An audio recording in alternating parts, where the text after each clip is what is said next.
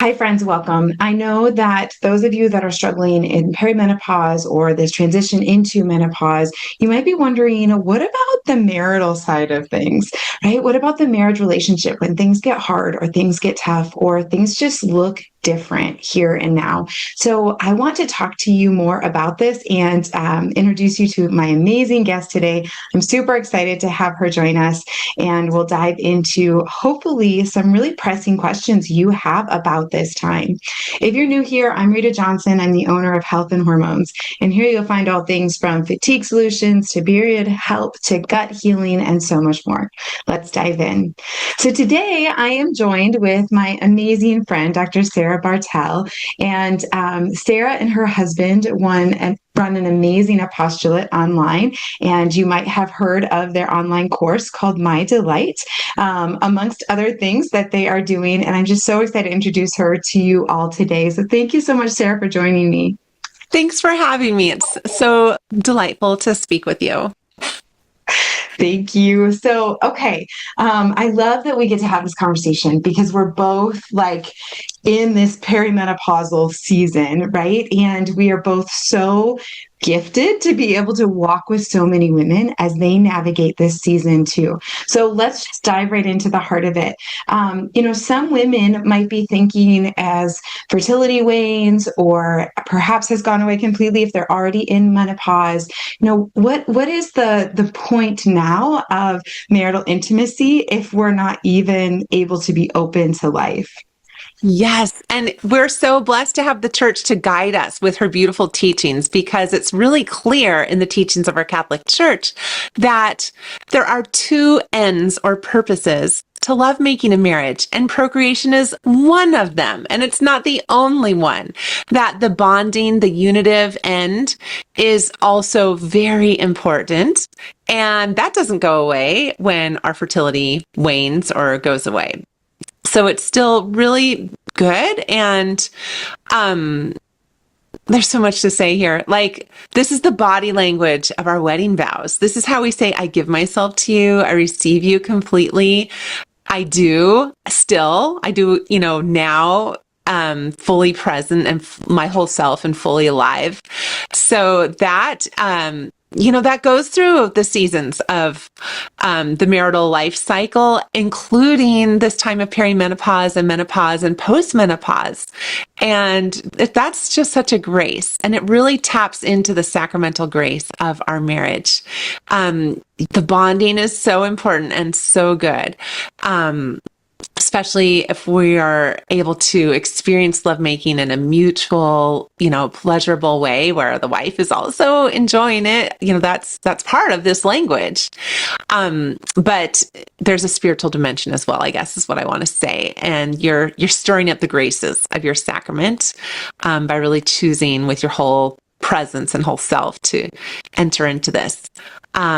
And Father Mike Schmitz has a video for Ascension Press in which he quotes St. Thomas Aquinas saying, as often as husband and wife are in a state of grace and enter into the sexual embrace, they grow in grace and glory. So, you're increasing in spiritual graces when you make love with your husband, which is not to say this is an imperative now, like you must do it more.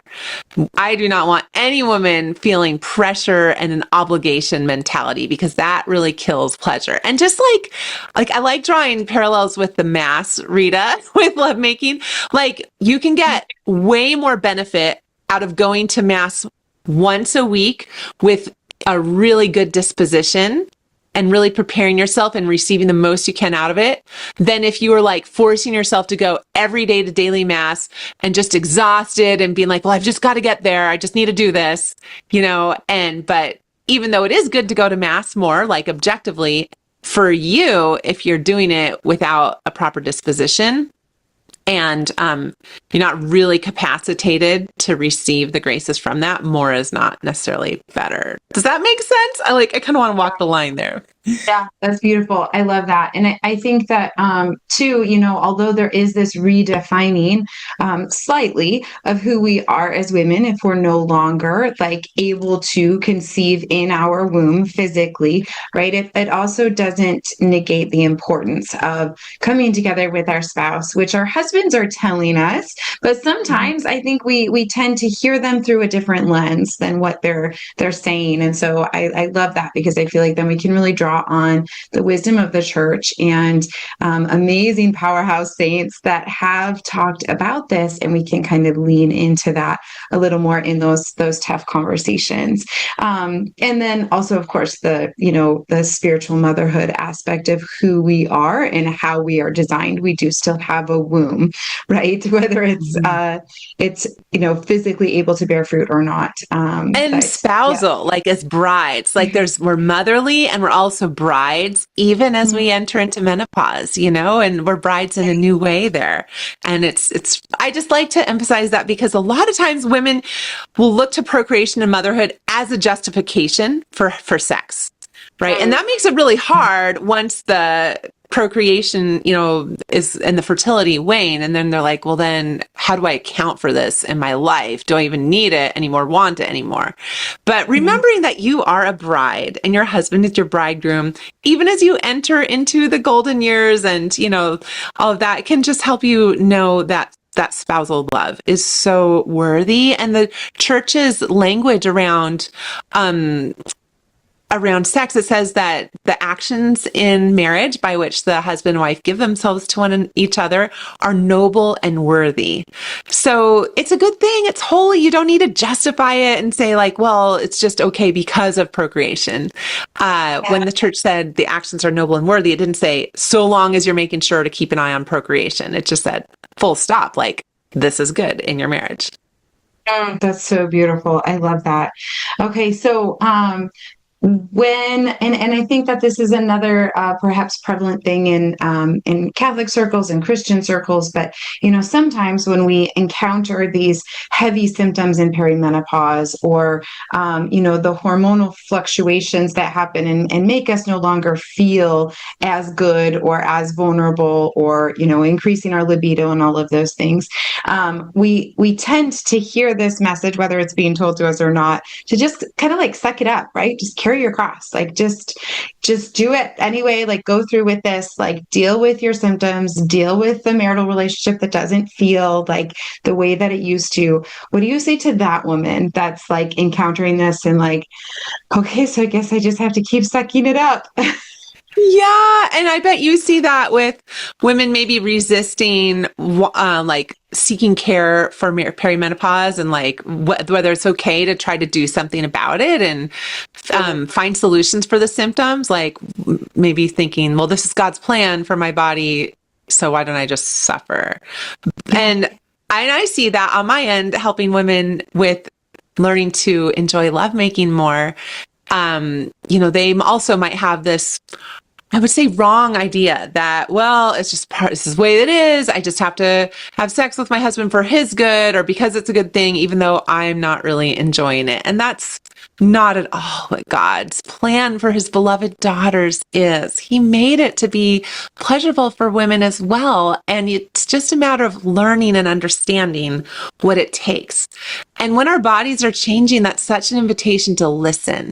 What are they telling us? And probably what it's saying is, let's slow down. Let's rest and reflect and pause and let's see what Mhm. care you need. Yeah. So that is a real virtue, to be able to listen, to let go of our pride and our sense of like achieving self-worth wrongly by what we do or accomplish or do for others, and letting Yeah. ourselves be the object of like this, yeah, giving care to ourselves. So I Yeah. think that is really important for both, because Yeah. there's like this garden model versus machine model to who we are as persons. And the machine model is like, just keep doing, maybe fix a part or two here or there, but like output, like let's just, you know, um, make sure it is functioning. Whereas a garden model is like, let's look at what the conditions are. Do we need to enrich and till the soil? And growth is organic and we can't guarantee results and output. And you, daughter of God, are this beloved, you're this garden, and you're worthy of care, I would say. So that's what Yeah. I would tell her. It's okay to find, what care you need to improve your situation. That's not like skipping the cross. That's really listening attentively. Yeah, I love that. And I think there is so much wrapped up in that identity piece of, maybe for a long time we've identified our worth as the person that does the things for the people. Right. And the reality is that that's not your true ultimate identity. It's only found in, realizing the love that the Lord is giving to us just because he loved us, right? Just because he loved us into existence. And I think that's such a big piece too with, whether you're talking about the marital relationship, and I know you talk about that a lot, Sarah, or if you're talking about hormonal balance, like we kind of have to get back to that place of like, how do we balance our nervous system and support it so that we can just like let our bodies see that there's not all of these emergencies, there's not all of these fires. So what does this look like for you lived in your day to day? What are some self-care practices that you prioritize? Oh, that's such a great question. And I love this. And I think we should all be asking ourselves this, like, what would help me soothe my nervous system? What would help me regulate my nervous system and emotions? Because then we are set up to thrive more in our hormones, in our well-being, in our love life, because that's really the foundation. Our libido is it functions out of our parasympathetic nervous system, which is what we're in when we're in rest and digest, as you well know.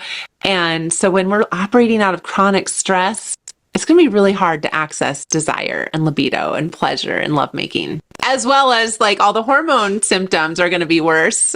Right. So what I like to do, I have a couple things, a handful of self-care practices. I love to read classic literature, which I know that you also do, my friend. I am part of a well-read mom book club. I'm actually a leader, and reading my book club books throughout the month is really fun for me. And then discussing it with other ladies and discussing it with my family, it really fills me up and activates my mind.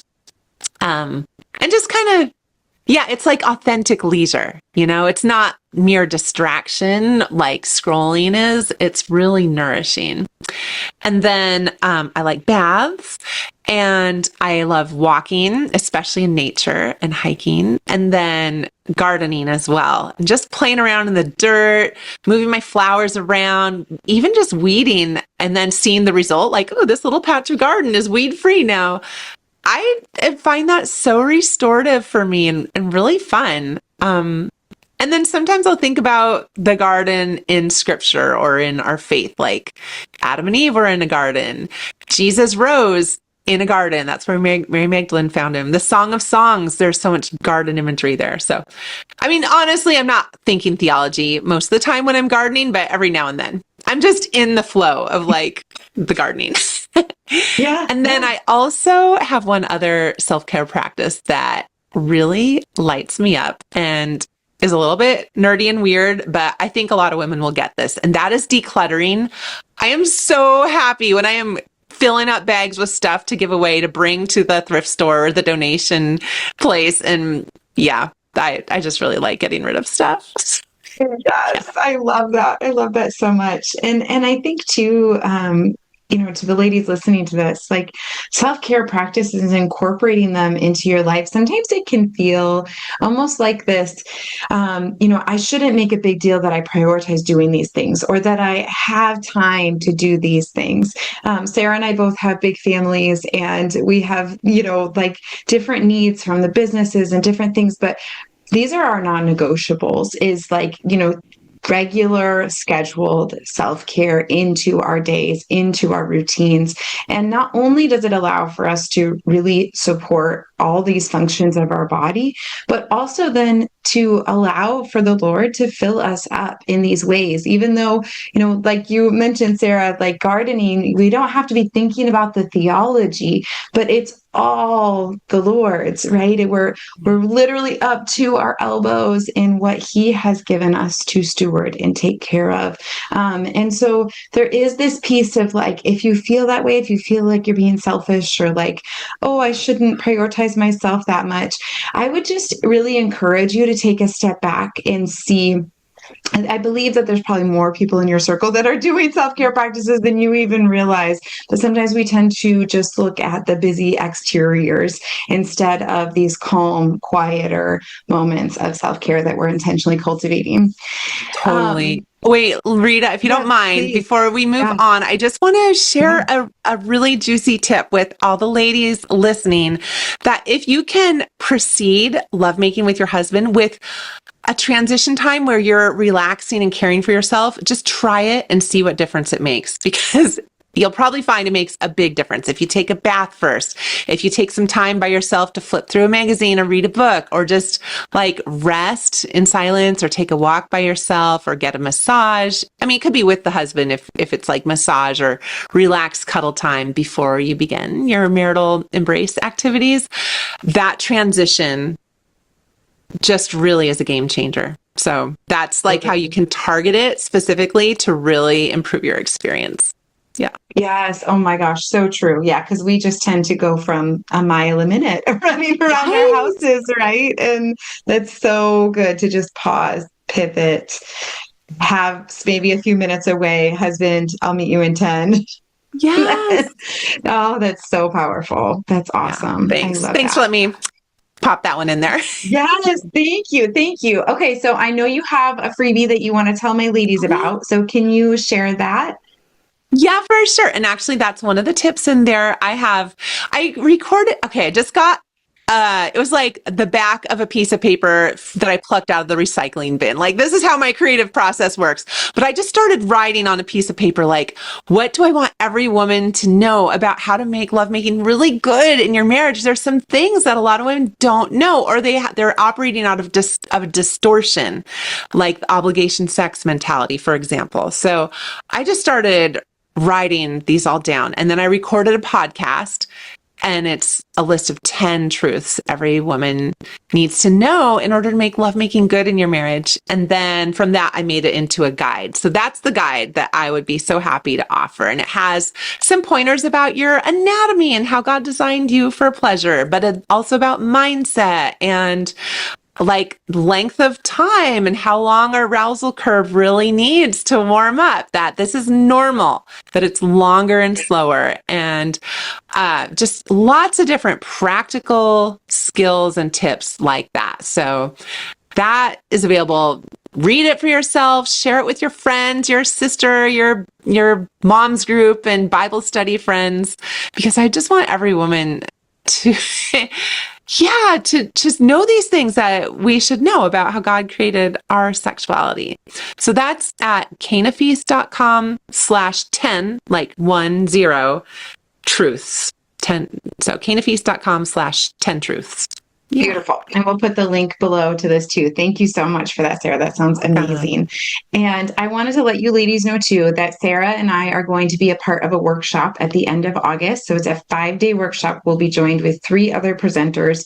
We all have a day that we're going to be presenting, and then Q&A will follow each day's conversation. And it's going to be deep dive into perimenopause. And what I'm so excited about this workshop is that it's 5 women that have really dedicated so much of our lives to supporting and working with women from totally different angles. And we are just going to all come together and share some of our expertise and things that we want everyone to know as they navigate perimenopause and into menopause. So the link to that is in the description below as well. But thank you so much again, Sarah, for your time today. I know the ladies are going to love this, and I love so much what you're doing. It's so important to be having these conversations out loud. Yes. Right, like we're not oftentimes doing that in our small Catholic circles. Our husbands definitely aren't, and so it's good to see like these aren't this isn't just a problem that is unique to your marriage, to your situation, but that there's so much we can do within the teachings of the church to make it more beautiful and more sacramental. So thank you for your ministry.